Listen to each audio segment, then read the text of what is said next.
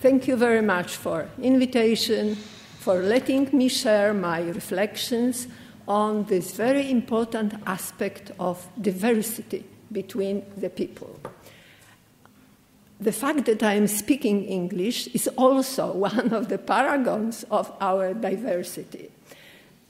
Somehow you decided that it should be mixed, the Polish language with the English language. So this is one thing that may be a good example of the mutual acceptance of differences. And I hope that I will speak clearly enough, even in the foreign language, that all the ideas that I want to share with you will get through directly to your understanding, sensitivity, and knowledge. The subject of my presentation, of my speech, has been defined as why is it so difficult to accept the idea of neurodiversity? Diversity per se is quite a challenge. We have to open up to accept different nationalities, different geographical or belonging to different cultures as something that shouldn't put anybody in danger of disacceptance. But why do we want to focus on neurodiversity?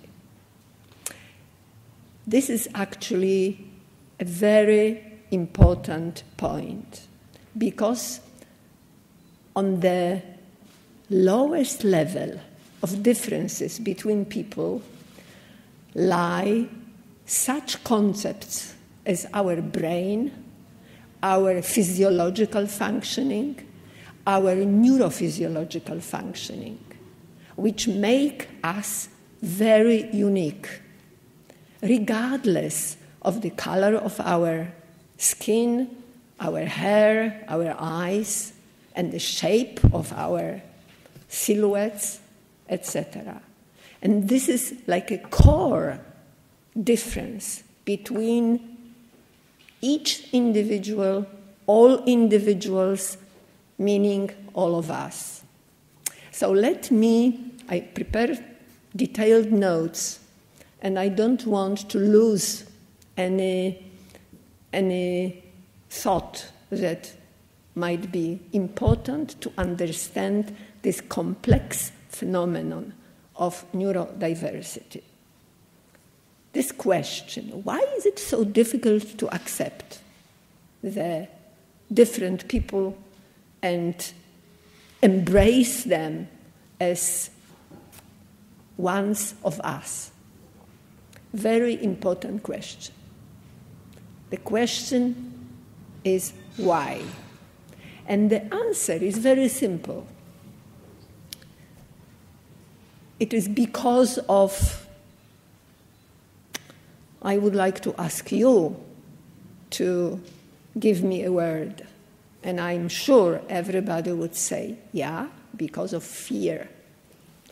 This is an atavistic feeling, and especially an atavistic fear which reaches back some 10,000 years of how long the humanity exists.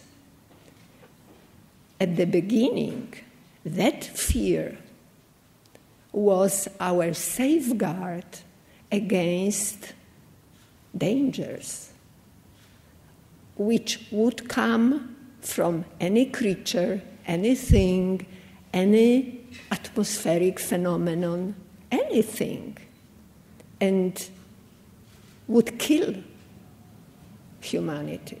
So fear was our guard. We had to stick to it. We had to protect it in ourselves and pass it to the next generations. Everything that was unknown, unfamiliar, different from us, was very different from what we considered right, proper, normal, and that was endangering our well-being and even existence. The roots of that fear was primitive, derived from survival needs, very logical and very beneficial in the times of scarcity, of means necessary for survival. However, the civilized post-industrial societies, like we see around us, have reached such a level of life security which allows to abandon old primitive prejudices. And yet, they still haunt many groups and individuals, and not infrequently have been stimulated by certain political leaders. Because managing fearsome populations is very convenient, is promising that if I scare you of any danger, and I will tell you, yes, you are right to be afraid, and I will come and save you. And that's why you will follow me. And this is this connection. Why fear is so useful in politics. And we are not far from the experiences which are almost everyday situations in our Polish life. Coming back to neurodiversity, is a concept created some 20 years ago by an Australian sociologist, Judy Singer. She realized that we are all diversified in terms of neurological makeup of our brains. And the brain is our center of self-management. Everything that we do, think, say, feel, comes from the functioning of our brains.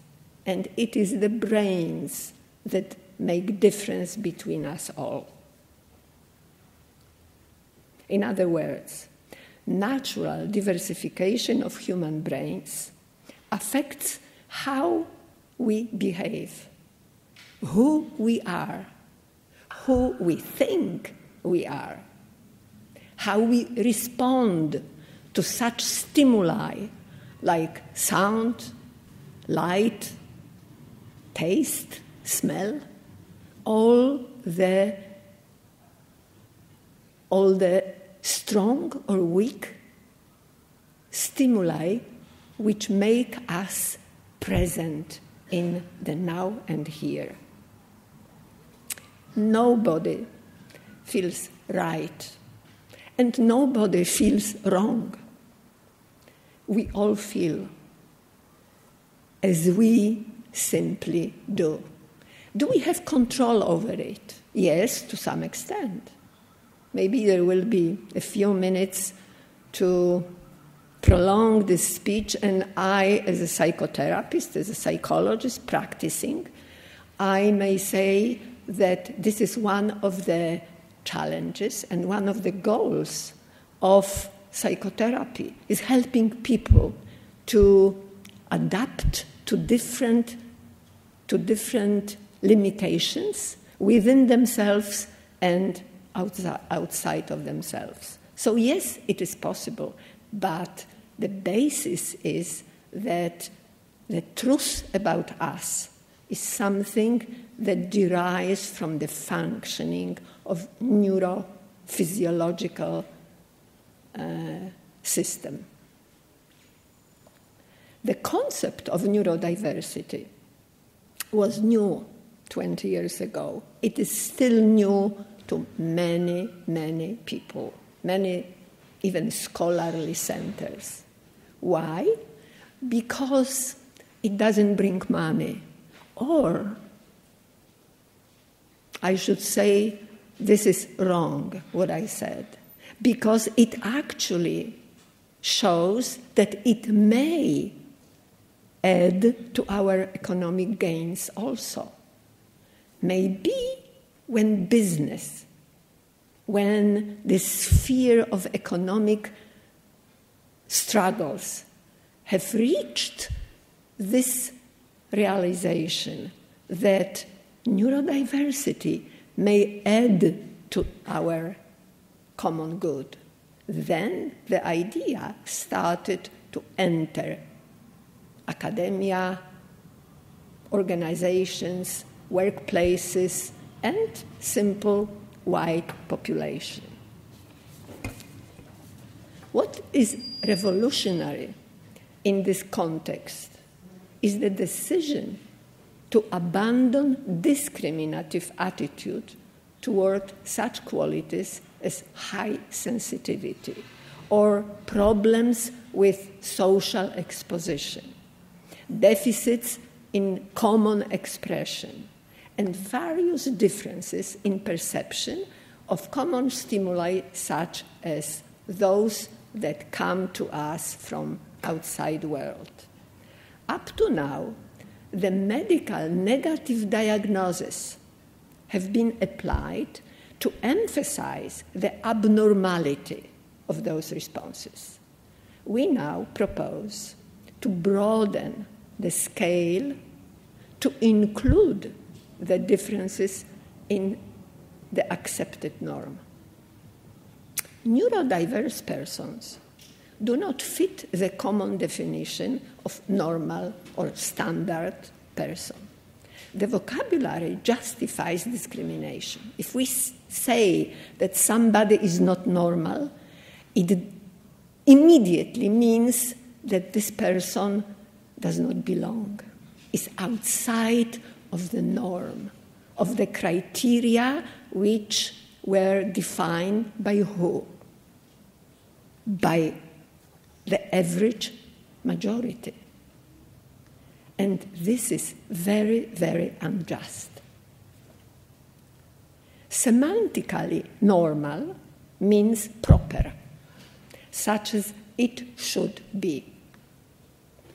In other words, accepted. One of the arguments behind such diversification is based on the psychiatric understanding of mental health, where such diagnoses as autism, attention deficit disorder, dyspraxia, dyslexia, or Asperger's syndrome. And that is why such individuals or groups have been stigmatized and often ostracized. Now, what the concept of neurodiversity really means? It focuses on the potential and strengths of the atypical population. Studies show, and the studies have been undertaken some 20 years ago in several places in the world.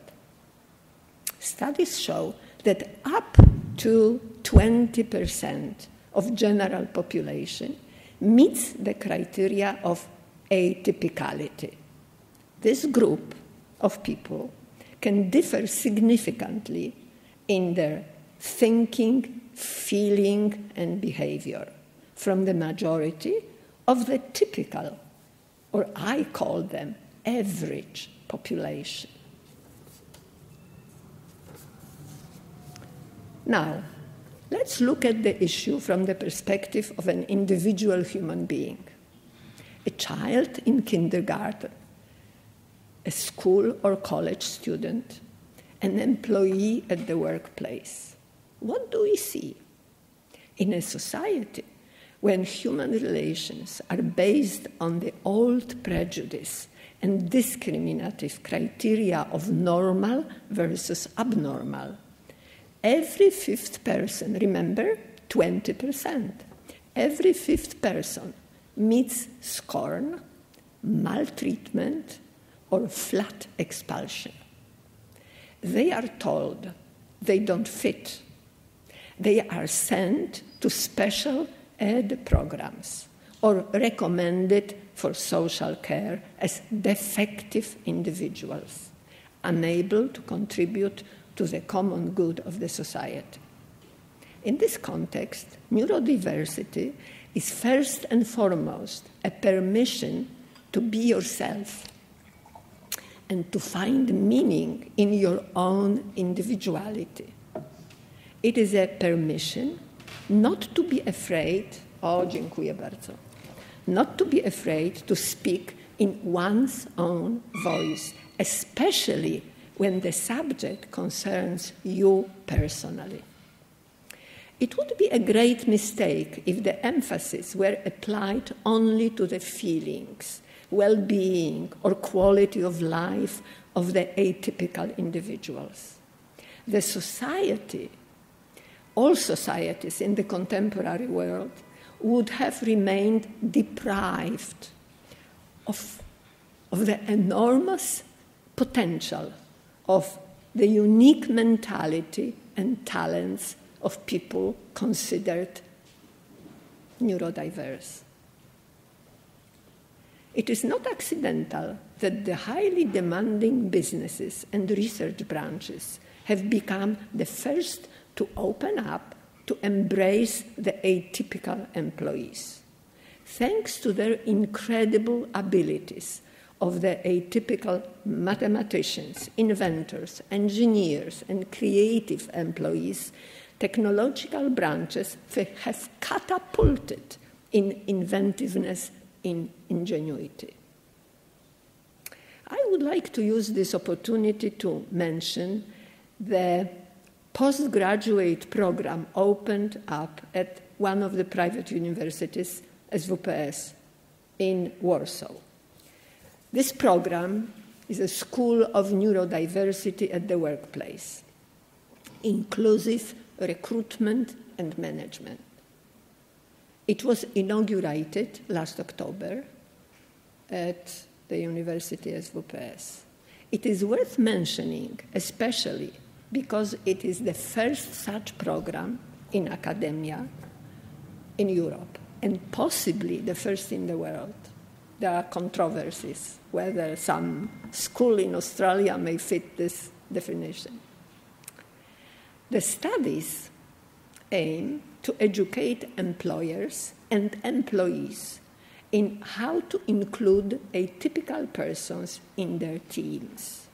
In other words, it is about adaptation of the workplaces to accommodate atypical persons' needs and utilize their unique competencies such as focus on detail, creativity, spatial imagination, outstanding performance, and perseverance.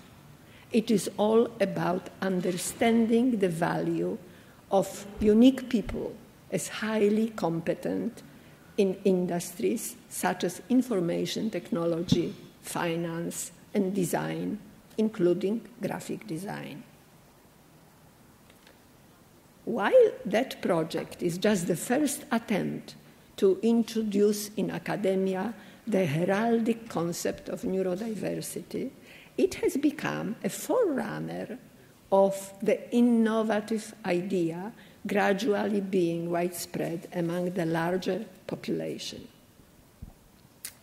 As a clinical psychologist and practicing psychotherapist of several decades, I'd like to note that my professional and personal involvement in promotion of neurodiversity is a response to observations of frequent incidences of discrimination and prejudice against children and adults of the behavioral or intellectual minorities.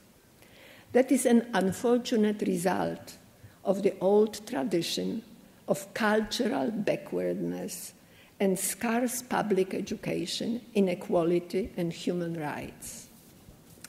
I hope, we'll see, I hope that these studies at the university level, as well as this conference on diversity of human beings, will eventually prevail, and the human potential of all people will be equally appreciated and included both in the social and economic spheres of our life. Let me quote here Hiren Shackle, founder and leader of American and global neurodiverse centers of excellence. He has many years of experience in planning and implementing business transformation strategies with the particular focus on talented management. He says, when we think about solving all the problems looming over tomorrow, we discover that old ways do not fit. We definitely need new ways of thinking. First of all, we need to include everyone in that process, not leaving out anybody, especially those who have a great, unknown, unique potential. In fact, it is about a huge paradigm shift. The idea that neurodivergent people would be welcomed in organizations because of what they can bring. Instead of feeling sorry for them, we should step aside and make room for their full participation in our struggle to achieve a common good for everybody. You may look at the shift in terms of promotion of human rights, but you also may see the incredible benefit from the point of view of their unique contribution to the economic gains and developments. Did you know that up to 30% of employees of the economically successful sector of digital transformation, artificial intelligence, space inventions, constitute the staff of persons who, not so long, would wind up jobless, socially rejected, with the diagnosis of Asperger, autism, or other neurodiverse disorders, put under the psychiatric care. Steve Zilberman, award-winning popular science writer, is one of the leading authors who explains the concept of neurodiversity. His book, Neurotribes, published also in Poland as Neuroplemiona, has been translated in 25 languages. See how widespread the idea that we are talking about is covering the map of the world. Zilberman says, imagine if society had postponed the issue of civil rights until the genetics of race will be sorted out, or a society which denied wheelchair access to public buildings, while insisting that someday, with the help of science, everyone will be able to walk. Can you see that some people, we as those some people, live now, and we cannot wait until science will provide us with means to our problems. So we should accept the concept that everybody who lives on this earth deserves being taken care of with their limitations, even though sometimes they are very different. They make the people very different from us. Together, we are building a future in which everyone is given the best chance of success and living a creative and engaged life. From the point of view of a psychotherapist, which I am, the important thing about people is not what is their hindrance or deficit, but just the contrary. The most important is what is our strength, talent, potential, and value. In psychology and philosophy of learning, such approach, known about 80 years now, is called positive reinforcement. It means, in simple words, that we all learn faster and perform better when we feel good. So simple. Of course, it applies to all, in all circumstances. But if we apply this approach to neuroatypical persons, positive reinforcement takes up a special meaning. Instead of scorn or suspicion, we offer hope, acceptance, and support. So how do you think those people will feel? And how different their feeling will be from what many of them have experienced until now, when they were rejected. This is a new paradigm. Neurodiversity is the fact. The fact also is that everybody is different from somebody. Some are more different than the others. That is also an undeniable fact. In closing, I'd like to bring up an important concept of dignity, human dignity. Understanding neurodiversity is a means of protecting dignity of every person against exclusion or rejection. It is about treating us all as unique, not only the people with any kind of abnormality. We all, and they also, want to be acceptable human beings. Thank you for your attention.